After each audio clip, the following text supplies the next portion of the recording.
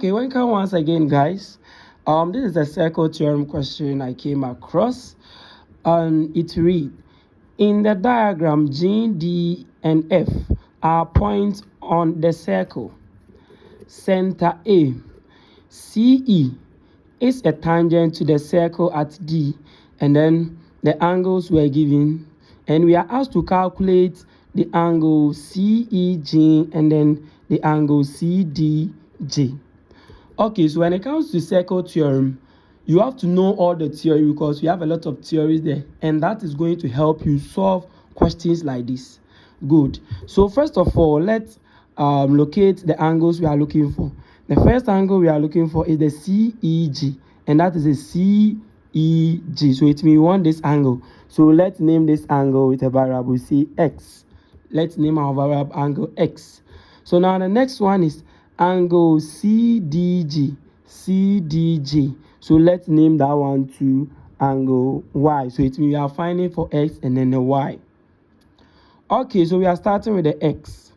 So we want to find this X, but we can form a triangle here, and then we use angles in the triangle to form. But no, because if you try to include another line here, we are going to meet certain challenge. We have to find the angle. So let's reduce it to this side. So let's use the triangle we are using. So using triangle GDE. So we are using this triangle GDE to find our what? E, the angle at E. So realize that already we have the angle for this side, which is 51 degrees. We don't know this, and this side has not been given. This side. So we are going to look for this side. And when it comes to circle theorem, we can make some imaginary chord. So here we can do our imaginary chord because a chord can be formed here. Good. So guys, watch here. They say A is the center. So if A is the center, it means these sides are the radius. So it means this angle and this angle too, they are the same. Now we are moving to the theories. One of the theories of circle says that the angle, a chord, so this is a chord, DF is a chord, and this is the tangent CG. So he said the angle a chord makes with the tangent is equal to the angle the chord subtends. So this is the chord DG, and the angle is subtended at the circumference is 51. And the theory says they are the same. So it means that angle ADF,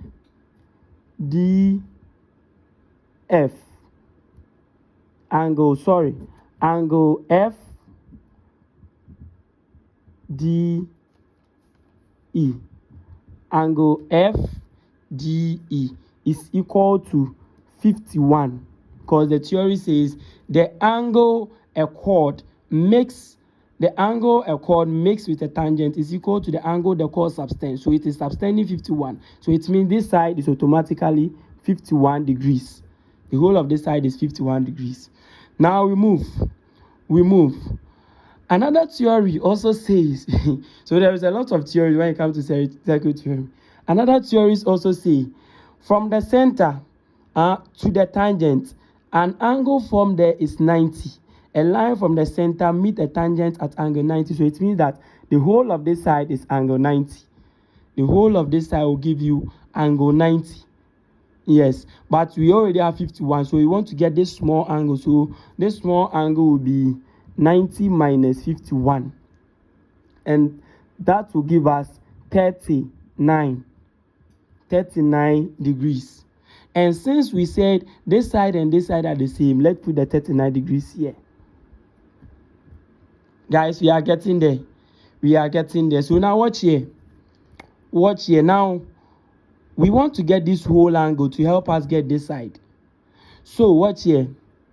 We can get another triangle inside, and that is triangle DGF. Triangle what? DGF. Are you getting it? So the left side is this side. This is the side left. So we can use these angles to find this missing side. And by adding it to this, we are going to get the whole of this side. So watch here. We are going to use angles in a triangle. So we are adding 51 plus 38 plus 39 and then plus a variable, so we get the whole of this side. So we have 51 plus 39 plus 38 plus this side we don't know, so let's say A is equal to 180. That is angles in a triangle. Angles, and this is the triangle I'm talking about, triangle GDF. This is the triangle I'm talking about. So now let's perform the calculation. So 51 plus 39 plus 38 is giving us 128. So we have 128 plus A is equal to 180. So by grouping of like term, 180 minus 128 will give us 180. That will give us 52. 52. So it means that angle, the whole of this angle, it means that angle GDF is equal to 52. Is equal to 52.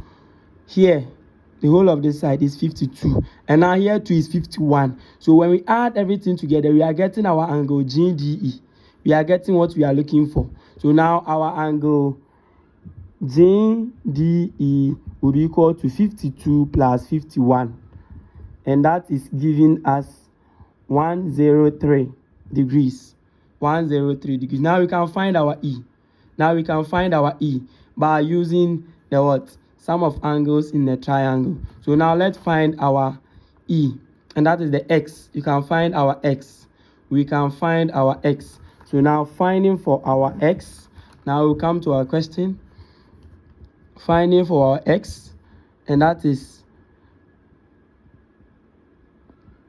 51 plus 1083 plus the X is giving us 180. That is angles in a triangle, and this is the triangle we are using.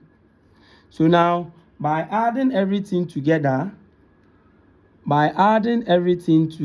sorry, here is 51. So 51 plus 103 plus our X, we are getting 154 plus X, which is equal to 180. And then by grouping of like terms, 180 minus 154, we are getting 26, which implies that our A, angle CEG from the question, is equal to 26 degrees. And our B is very simple. Our B become very simple. Our B says that from the property of triangle, it says that sum of two interior angles in a triangle is equal to an exterior. Or angle, opposite exterior. So when I add 51 plus this angle, I'm getting the Y here. So that one is very simple. Our Y is equal to 51 plus 26, and that is 77 degrees. So therefore, our angle CDG is equal to 77 degrees. 77 degrees. Comment if there is any problem.